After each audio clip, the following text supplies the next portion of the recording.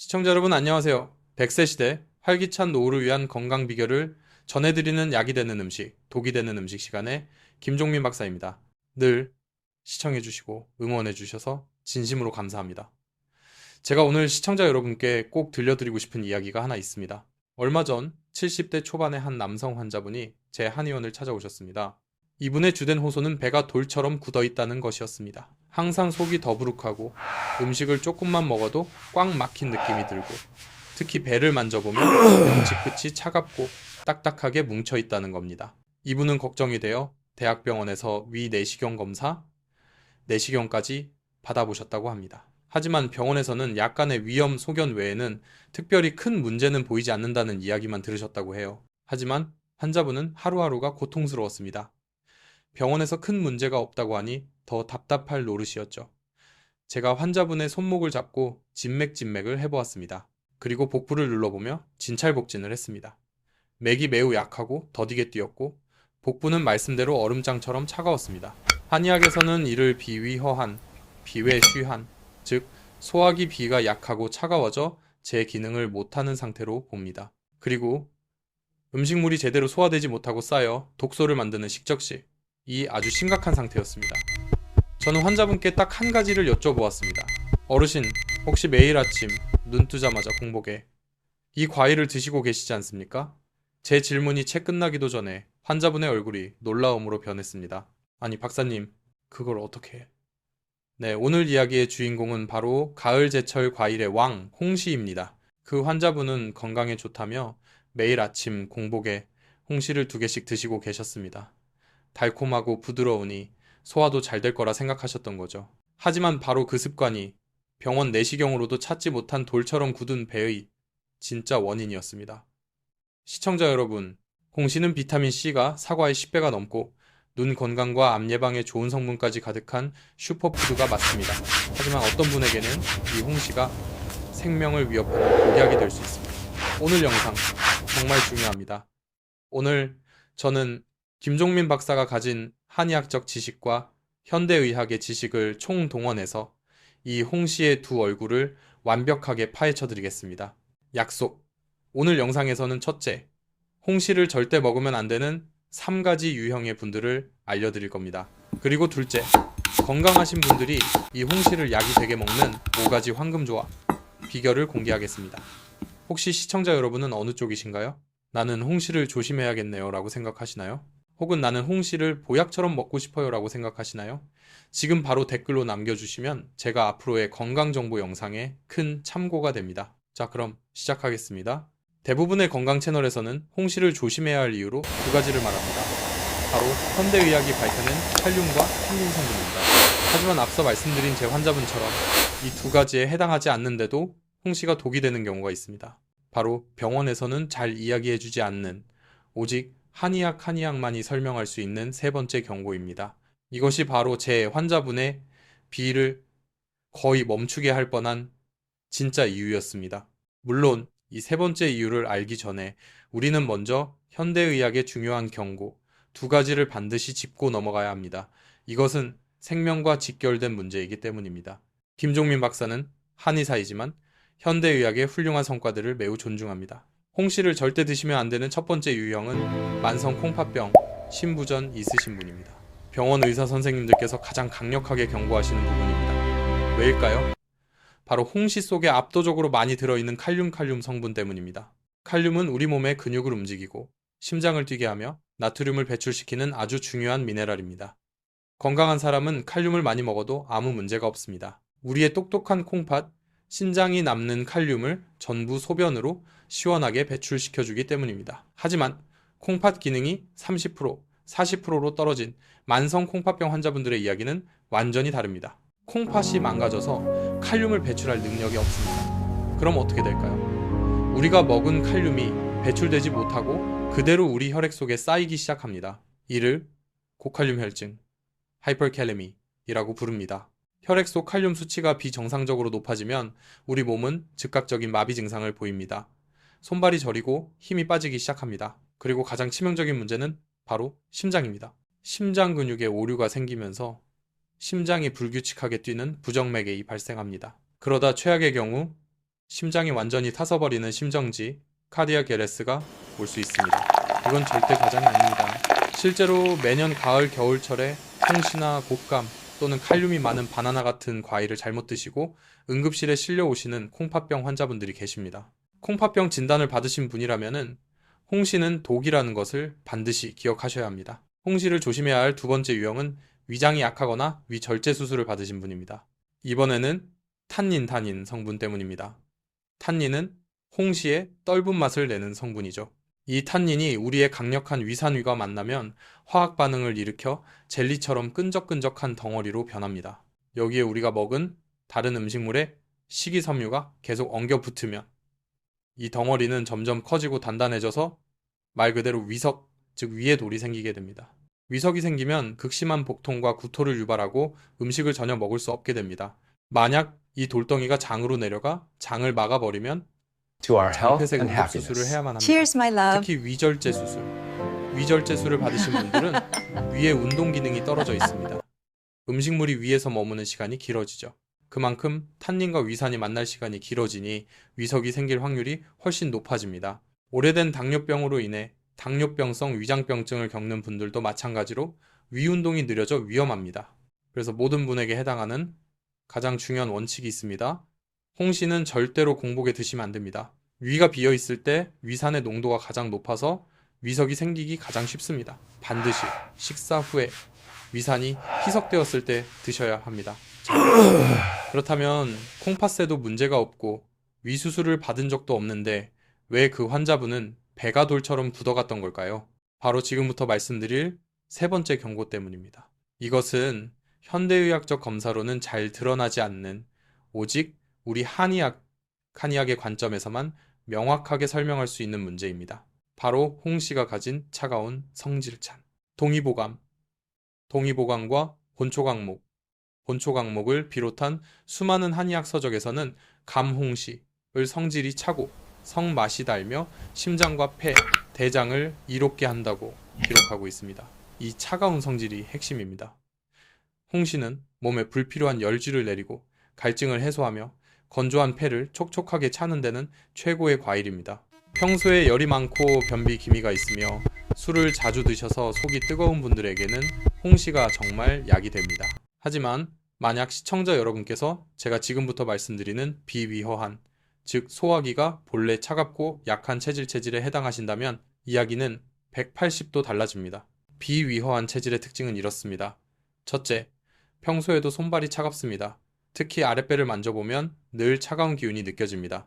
둘째, 따뜻한 음식이나 국물을 먹으면 속이 편안해지는데 찬물이나 찬 과일, 아이스크림을 먹으면 바로 배가 아프거나 설사를 하기 쉽습니다. 셋째, 소화가 잘 안 되고 음식을 조금만 먹어도 속이 더부룩하고 가스가 잘 찹니다. 넷째, 혀를 거울에 비춰보면 혀 색깔이 붉지 않고 창백하거나 혀 위에 하얀 이끼 같은 백태가 두껍게 껴 있습니다. 혹시 이런 증상들에 해당하시나요? 이런 분들은 우리 몸의 보일러 역할을 하는 소화기, 즉 비위비외의 양기, 즉 따뜻한 기운이 이미 부족한 상태입니다. 그런데 여기에 차가운 성질의 끝판왕격인 홍시가 그것도 공복에 매일 2개씩 들어오면 어떻게 될까요? 활활 타오르는 불에 찬물을 끼얹는 것과 같습니다. 가뜩이나 약했던 비위의 불씨향기, 그 차가운 기운에 완전히 꺼져버리는 겁니다. 소화 기능이 사실상 마비 상태에 이르는 것이죠. 음식물이 소화되지 못하고 위장에 머무르면서 썩어가기 시작합니다. 이것이 바로 식적입니다.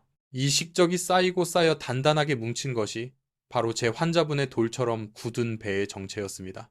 현대의학의 위석은 탄닌이 위산과 만나 물리적으로 뭉친 돌이라면 한의학의 식적은 위장이 차가워져 기능이 멈춰버려 생긴 기능적인 뭉침입니다. 증상은 비슷하지만 원인은 완전히 다른 것이죠. 그래서 내시경으로는 아무리 들여다봐도 위장에 상처나 염증은 없으니 큰 문제 없다고 하지만 환자 본인은 죽을 만큼 고통스러운 겁니다. 그렇다면 여기서 중요한 질문이 생깁니다. 다른 건강 채널에서는 보통 홍시와 고구마를 같이 먹지 마세요라고 경고만 합니다. 둘 다 소화를 더디게 해서 안 좋다고 하죠. 하지만 살다 보면 실수로 같이 먹을 수도 있고 혹은 이미 먹고 나서 속이 꽉 막혀버렸을 수도 있습니다. 그럴 땐 어떻게 해야 할까요? 다른 채널에서는 이 해결책을 알려주지 않습니다. 바로 이 지점에서 한의사 김종민 박사만의 건강 꿀팁이 나옵니다. 김종민 박사님의 건강 꿀팁. 만약 시청자 여러분께서 홍시나 고구마 혹은 찬 음식을 드시고 속이 꽉 막혀 답답하고 얹힌 느낌이 드신다면 당황하지 마십시오. 지금 당장 부엌으로 가셔서 이 두 가지 중 하나를 찾아보세요. 바로 생강 또는 귤껍질, 진피차입니다.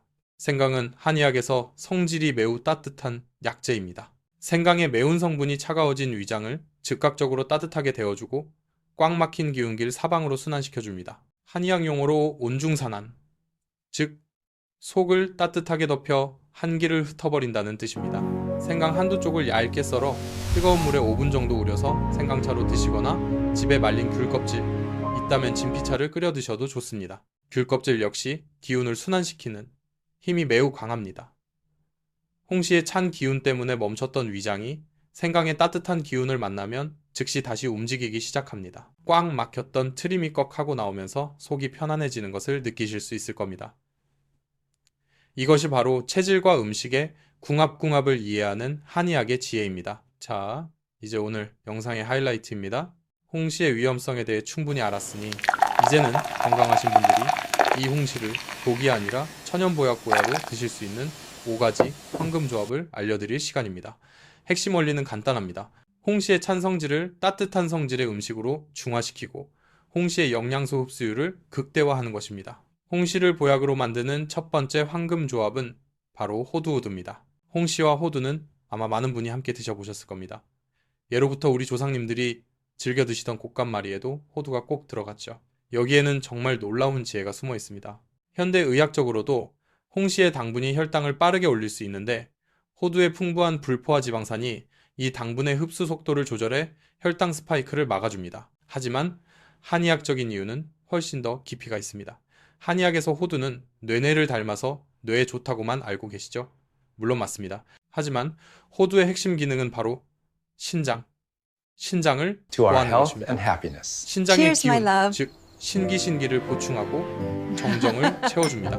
나이가 들수록 허리가 아프고 무릎에 힘이 빠지고 기억력이 감퇴하고 밤에 소변을 자주 보는 것. 이 모든 것이 바로 신장의 기운이 약해져서 생기는 노화 현상입니다. 홍시는 심장과 폐심폐의 열을 내리는 데는 좋지만 신장을 보호하는 힘은 약합니다. 반면 호두는 신장을 강력하게 보충해줍니다. 홍시와 호두가 만나면 위쪽 심폐과 아래쪽 신장의 균형을 동시에 맞추는 완벽한 상하균형의 보약이 완성되는 것입니다. 홍시의 단맛과 호두의 고소함이 어우러져 맛도 최고입니다. 홍시 한 개를 드실 때 호두 한 알반쪽짜리 2개를 꼭꼭 씹어서 함께 드셔보세요. 홍시를 보약으로 만드는 두 번째 황금조합은 플레인 요거트입니다. 이것은 현대 영양학과 한의학의 지혜가 만난 아주 훌륭한 조합입니다. 많은 분이 걱정하시는 홍시의 탄닌 성분은 유제품의 단백질과 만나면 그 성질이 중화됩니다. 위석이 생길 걱정을 크게 덜어주는 것이죠. 또한 요거트의 풍부한 유산균, 프로바이오틱스는 홍시의 풍부한 식이섬유, 프리바이오틱스의 완벽한 밥이 되어 장내 환경을 개선하고 면역력을 높여줍니다. 여기서 한의학적인 팁을 하나 더 드리겠습니다.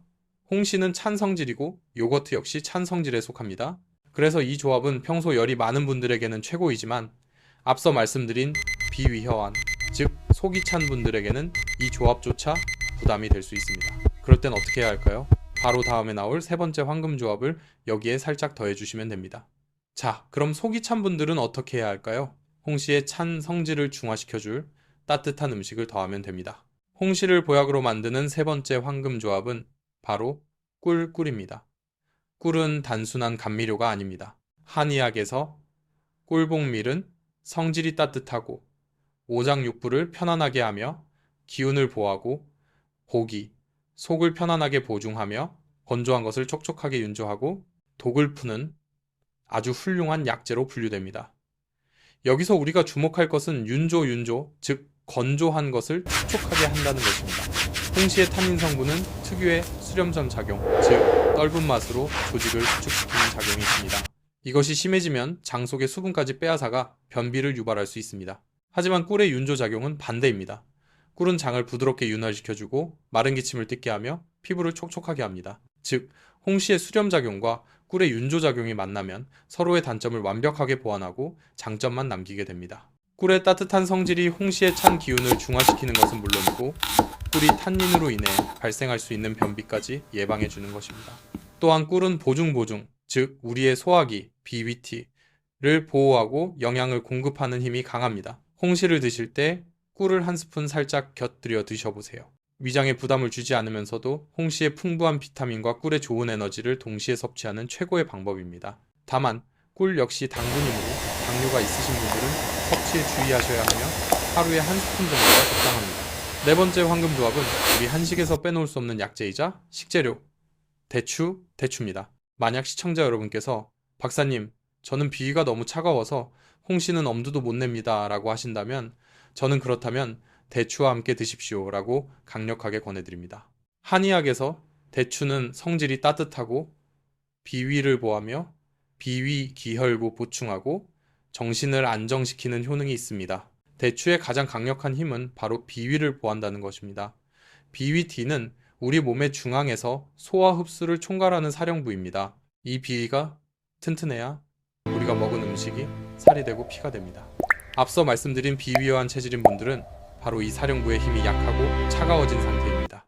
그런데 대추는 이 사령부에 직접 들어가 따뜻한 기운을 불어넣고 진액, 즉 영양 물질을 공급하여 소화기를 튼튼하게 만듭니다. 그래서 홍시라는 찬 성질의 과일을 먹을 때 따뜻한 성질의 대추가 함께 들어가면 대추가 마치 든든한 보호막처럼 위장을 감싸주어 홍시의 찬 기운이 위장을 상하게 하는 것을 막아줍니다.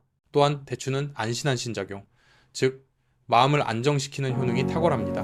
나이가 들면서 잠이 잘 안 오고 가슴이 두근거리고 작은 일에도 쉽게 불안해지는 분들이 많으신데요. 이런 분들이 대추를 꾸준히 드시면 신경이 안정되고 숙면을 취하는 데 큰 도움이 됩니다.